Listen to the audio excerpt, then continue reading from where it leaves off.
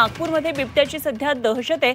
वनविभागाची team Bhandewadi परिसरामध्ये आता दाखल झाली आहे आणि एका घरामध्ये हा बिबट्या लपून बसलेला आहे।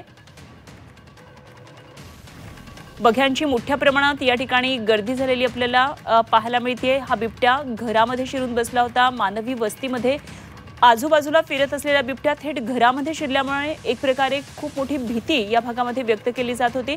अमर काणे आमचे प्रतिनिधी आपल्या बरोबर आहेत, थेट जोडले गेले। जाणून घेऊया अमरकडून या क्षणाची माहिती। अमर, बिबट्याला पकडण्याचे शर्थीचे प्रयत्न भांडेवाडीमध्ये सुरू होते, काय नेमकी अपडेट आहे?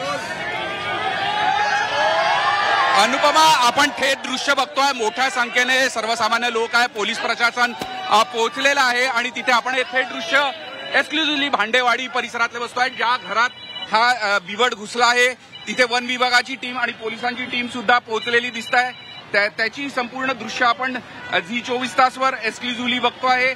आता आपण काही पोलीस कर्मचारी आहेत, त्यांनी संपूर्ण परिसराला घेरलेला आहे। काही वन विभागाचे अधिकारी सुद्धा या संपूर्ण परिसरामध्ये ते सुद्धा आपल्याला दिसत आहे आणि रेस्क्यू टीम इथे पोहोचलेले दिसत आहे। आणि सद्यस्थितीत काय आपण ही संपूर्ण जाळी बघू शकतो, कशा पद्धतीने या जाळीच्या माध्यमातून बिबटला अडकवण्याचा जो प्रयत्न करतोय। हे संपूर्ण घराच्या आजूबाजूच्या परिसरामध्ये बिबट घुसल्याची माहिती आहे आणि तिथेच नेमके आता सगळेजण पोहोचलेले दिसून येतात। आपल्या कॅमेरामध्ये आपण हे थेट दृश्य बघू शकतोय की कशा पद्धतीने हे संपूर्ण रेस्क्यू ऑपरेशन सुरू आहे। पहिल्या माळ्यावर हा बिबट आहे आणि तिकडच्या दिशेने रेस्क्यूची टीम जाताना सुद्धा दिसत आहे।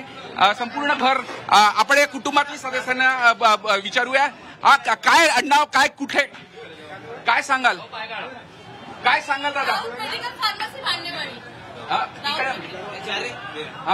किती वाजता बिबट आलाय? हा सायंकाळच्या दरम्यान आलेला आहे।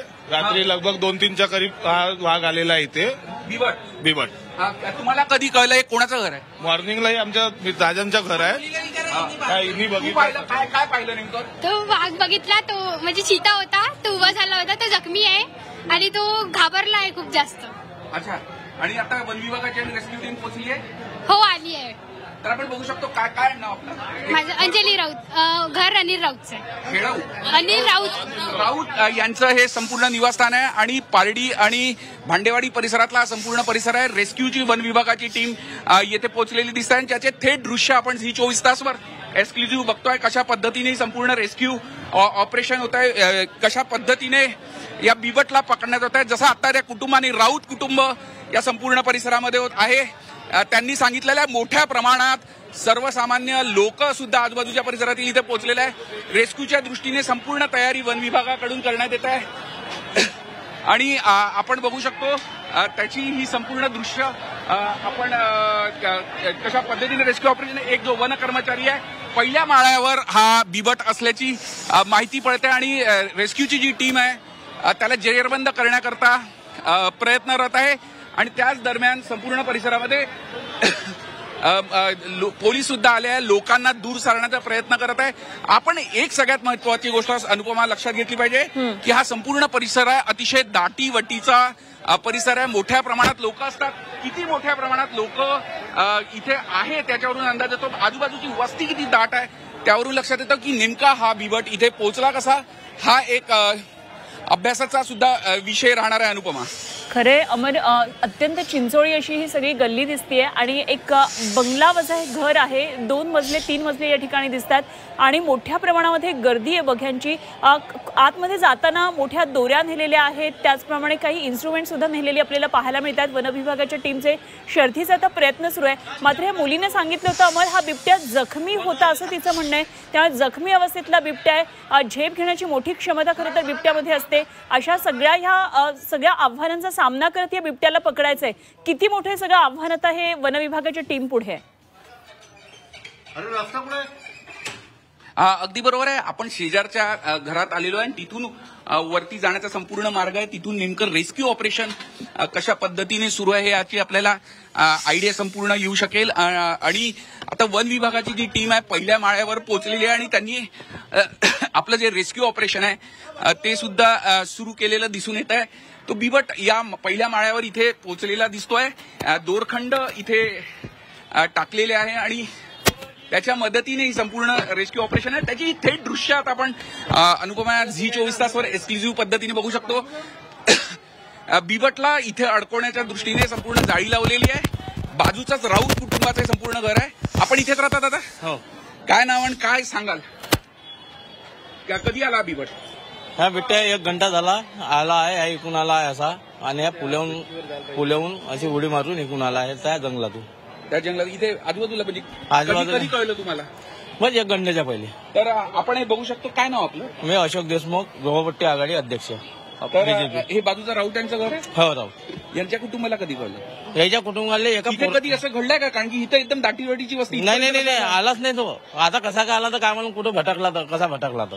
इथं इतकी दाटीवाटीची वस्ती आहे बाजूला आजूबाजूला. हो यायलाच नाही पाहिजे ना, समजूनच नाही राहिलं. तर सर्वसामान्य लोकांना सुद्धा संपूर्ण दृश्य हे अचंबित करणार आहे. आणि हे संपूर्ण रेस्क्यू ऑपरेशन कशा पद्धतीने वन विभाग राबवत आहे त्याचे हे अनुपमा हे थेट आणि एक्सक्लुझिव्ह दृश्य आपण आपण बघू शकतो. ही संपूर्ण जाळी इथे लावली आहे की जेणेकरून हा बिबट इथनं बाहेर जाता येऊ नये, बिबटला जाऊ नये या दृष्टीने सुद्धा संपूर्ण नाकाबंदी याच्या दृष्टीने म्हणजे बिबटला रोखण्याकरता केलेली आहे. खालती सुद्धा जाळी लावण्यात येत आहे. वन विभागाचे जे संपूर्ण प्रयत्न आहे की रेस्क्यू कशा पद्धतीने आणि कोणालाही कोणताही त्रास न होता, सर्वसामान्य लोकांना कोणताही हल्ला न होता कसं करता येईल या दृष्टीने हा संपूर्ण तयारी वन विभागाकडून करण्यात येत असल्याचं हे संपूर्ण दृश्य आहे. अनुपमा.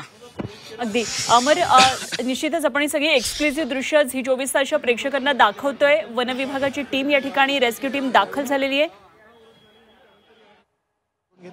आणि त्यानंतर आता आणि ही 2 महत्वाची दृश्य सध्या झी 24 तासच्या स्क्रीनवर. परिसर अतिक्रमण मुक्त करत नाही तोपर्यंत आता महापालिका माघार घेणार नाही असं महापालिका अधिकाऱ्यांचं म्हणणं आहे.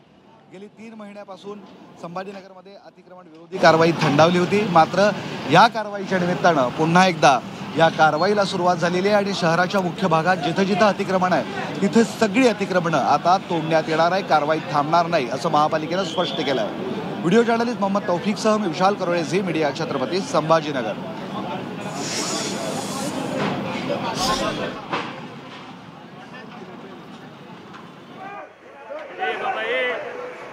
आणि आपण काही वेळापूर्वी विशाल करोळे आमचे प्रतिनिधी छत्रपती संभाजीनगरमधून होते आणि काय नेमकी अतिक्रमणाच्या कारवाई संदर्भातली अपडेट आपल्याला सांगत होते. अतिक्रमण हटाव मोहिमेला वेग इकडे छत्रपती संभाजीनगरमध्ये आला. तर दुसरी महत्त्वाची दृश्य आपण पाहतोय ती म्हणजे नागपूरमधून भांडेवाडी परिसरामध्ये एका घरात बिबट्या शिरलेला आहे आणि या बिबट्याला बाहेर काढण्याचं, त्याला जेरबंद करण्याचं मोठं आव्हान सध्या वन विभागाच्या टीम पुढे.